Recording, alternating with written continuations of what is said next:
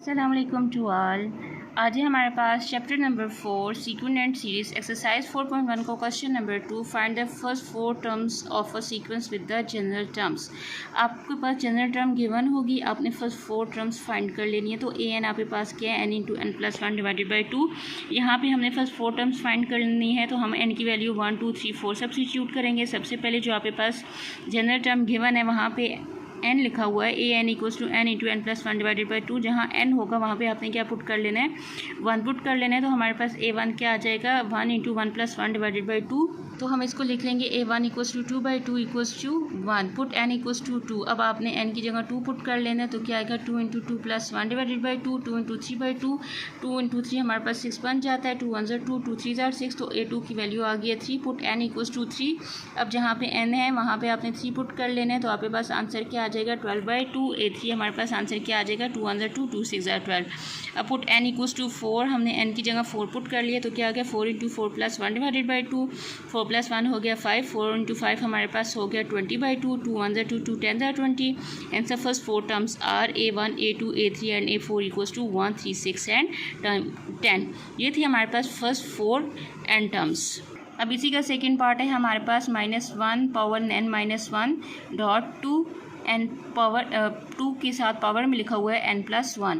तो यहाँ पे सेम वही प्रोसेस होगा, जहाँ पे n होगा पहले हमने 1 पुट करना है, फिर 2 पुट करना है, फिर 3 पुट करना है और 4 पुट करना है। तो हमने n जब 1 पुट किया तो हमारे पास आया -1 in power 1 minus 1 dot 2 power 1 plus 1। तो हमारे पास ए 1 का आंसर आ गया 4। अब जहाँ पे n था वहाँ पे हमने 2 पुट कर लिया, तो हमारे पास ए 2 का आंसर आ गया -8।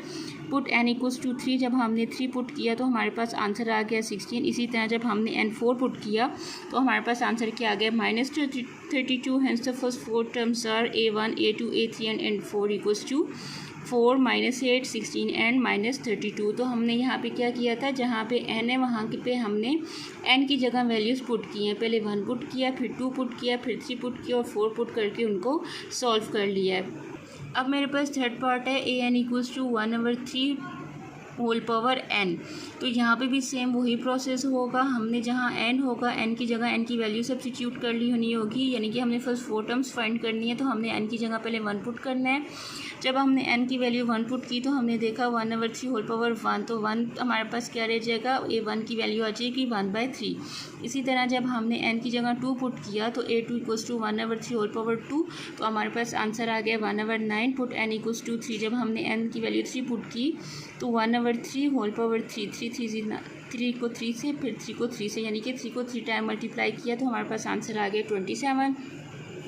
Put n equals to 4। जब हमने n की वैल्यु 4 पुट किया है, यानी कि 3 को हमने 4 टाइम मल्टीप्लाई किया तो हमारे पास आंसर क्या आ गया 81। Hence the first 4 terms are a1 a2 a3 and a4 are 1/3, 1/9, 1/27, 1/81। अब पार्ट 4 है हमारे पास a n equals to n into n minus 1 into n minus 2 divided by 6। यहाँ पे देखा जाए तो सेम वही प्रोसेस यूज़ होगा, यानी कि हमने n की 4 वैल्यूज़ फाइंड कर लेनी है।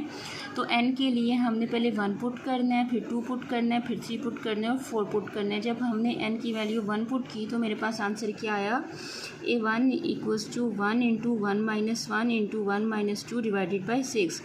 1 माइनस 1 ज़ीरो हो गया और 1 माइनस 2 हमारे पास क्या हो जाएगा, -1 हो जाएगा। जब हमने इन सारी टर्म्स को 1 से मल्टीप्लाई किया तो आंसर क्या आ गया 0। Put n equals to 2। जब हमने 2 पुट किया तो 2 into 2 minus 1 into 2 minus 2, 2 minus 2 मेरे पास 0 हो गया। 0 को जिस भी नंबर से मल्टीप्लाई किया जाएगा तो आंसर क्या आएगा 0 आएगा। Put n equals to 3। जब मैंने n की वैल्यू 3 पुट कर ली है तो मेरे पास क्या आया है 3 into 3 minus 1 into 3 minus 2 divided by 6। 3 minus 1 मेरे पास 2 आ गया है, 3 माइनस 2 मेरे पास 1 है, 3 2 ज़र 6, 6 1 ज़र 6, 6 बाई 6 कैंसिल होकर मेरे पास आंसर क्या आ गया 1 आ गया। अब हमने पुट n इक्वल्स टू 4। अब हमने n की वैल्यू 4 सब्स्टिट्यूट कर ली है, तो मेरे पास क्या आएगा 4 into 4 minus 1 into 4 minus 2 divided by 6। 4 में से 1 को माइनस किया तो 3 आ गया, 4 में से 2 को माइनस किया तो 2 आ गया। 3 4 ज़र 12, 12 2 ज़र 24, 24 को हमने 6 पे डिवाइड कर लेना है। तो हमारे पास 6 1 ज़र 6, 6 4 ज़र 24। तो A4 का आंसर क्या आ गया A4। Next first 4 terms are. तो हमने यहाँ पे देखा जब हमने n की वैल्यू 1 पुट की है, 2 पुट की है, 3 पुट की है, तो 4 पुट किया, हमारे पास आंसर क्या है A1 का आंसर आ गया था 0। A2 का आंसर आ गया था 0, A3 का आंसर आया था 1 और A4 का आंसर आया था 4। अब नेक्स्ट वीडियो में हमने अपलोड करना है कि हमारे पास क्वेश्चन नंबर 3, 4, 5 को कैसे सॉल्व किया जाएगा। नेक्स्ट वीडियो अपलोड कर दी गई है जिसमें प्रॉपर प्रोसेस के साथ और ईजी वे के साथ बताया गया है कि आपने क्वेश्चन का सोल्यूशन किस तरह फाइंड करना है। Thanks for watching. अल्लाह हाफिज़।